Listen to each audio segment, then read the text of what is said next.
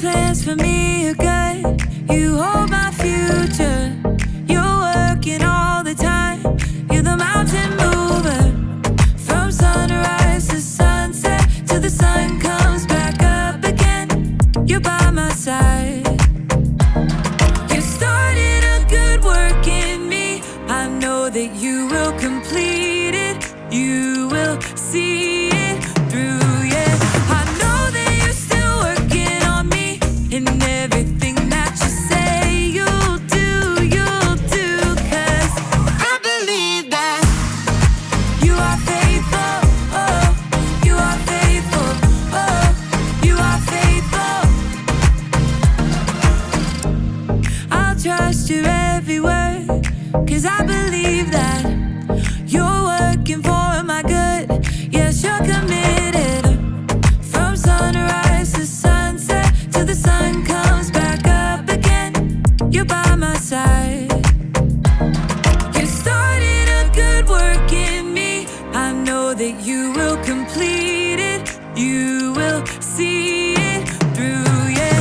I know that you're still working on me. And everything that you say you'll do, 'cause I believe that you are faithful, oh, you are faithful, oh, you are faithful. You are my hope, you are my future. You are the mountain mover. You are faithful. You are my hope, you are my future. You are the mountain mover. You are faithful. You started a good work in me. I know that you will complete it. You will see it through, yeah. I know that you're still working on me. And everything that you say you'll do, 'cause I believe that you are faithful, oh, you are faithful, you are faithful, oh, you are faithful, oh, you are faithful, oh, you are faithful.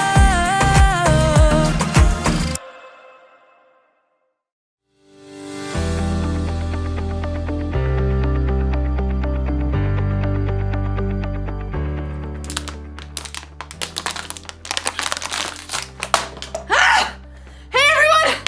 I'm Erica, and I just ran a 5K race this afternoon! I didn't win, but I also didn't give up. I made it all the way to the finish line, so it's time to celebrate! Yeah! Oh man, I have been training all month for this race, so it has taken a lot of commitment. Commitment is making a plan and putting it into practice. I made a plan, and I practiced a lot. All that running.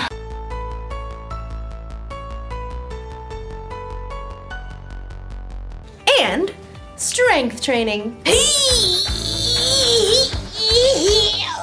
And even training my brain. For a month, it's like training has been my life. Like, I thought about this race constantly. When I decided what to eat, when I chose how to spend my time,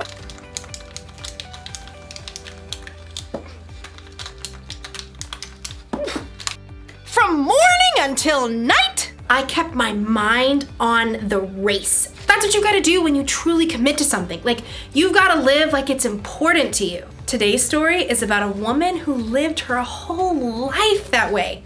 I'll see you when you get back. I've gotta get this party started!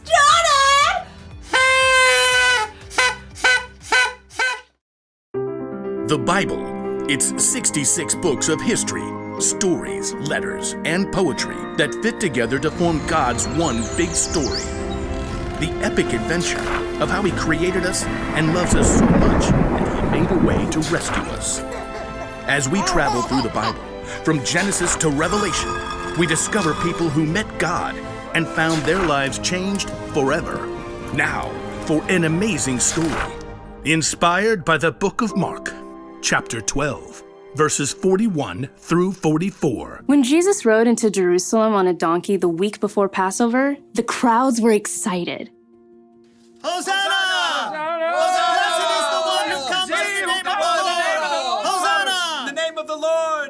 But the religious leaders were not. He's turning the world upside down. Then we'll have to fix that, won't we? All week, the religious leaders sent men to try trapping Jesus with trick questions. Teacher, is it right to pay taxes to Caesar?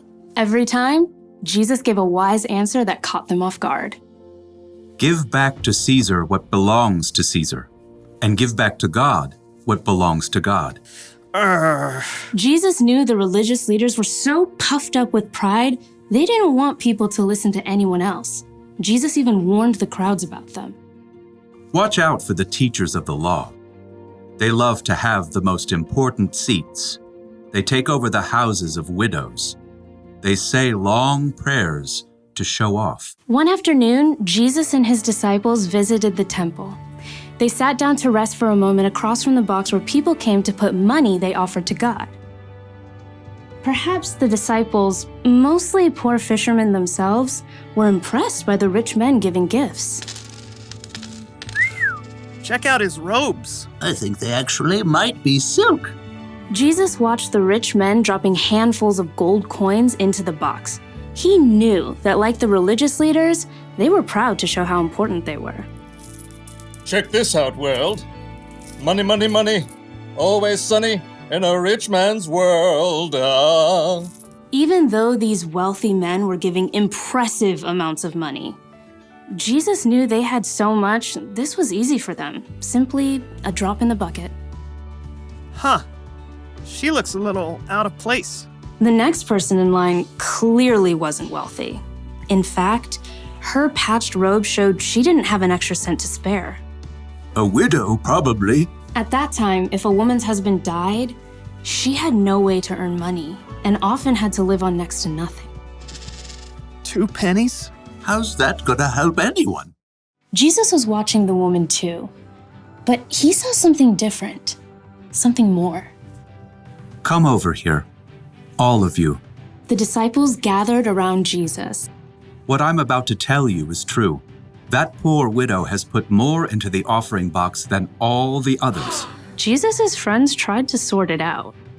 Excuse me, pennies versus gold? You couldn't buy an order of fish nuggets with that. Jesus knew what his disciples were thinking. The others all gave a lot because they are rich, but she gave even though she is poor. She put in everything she had. That was all she had to live on. Oh. When you put it like that. The rich men, like the religious leaders, were concerned with what things looked like on the outside. They didn't want to give in a big way that might force them to change on the inside. But the poor woman, who had almost nothing, chose to give everything. And Jesus saw her heart and knew that her pennies were worth far more than the rich man's gold.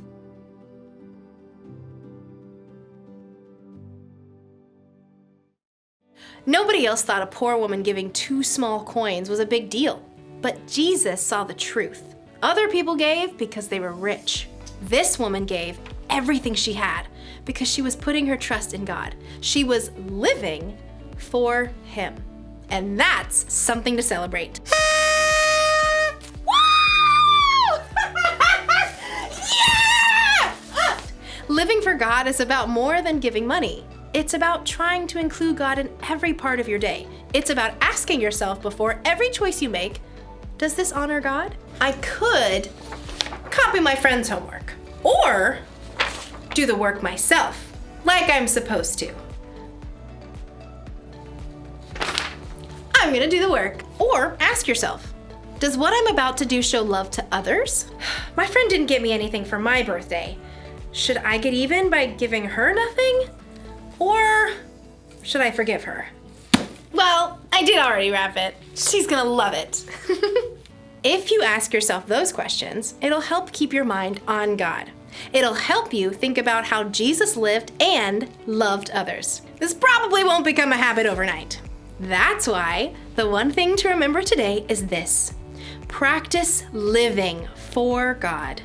The more you practice asking yourself, does this honor God? And does this show love to others? The more natural it becomes. It feels good to commit to something and stick to it. I'm glad I committed to running a 5K. I feel stronger and healthier, and between you and me, I think I'm going to start training for another one. But first, we celebrate! See you around!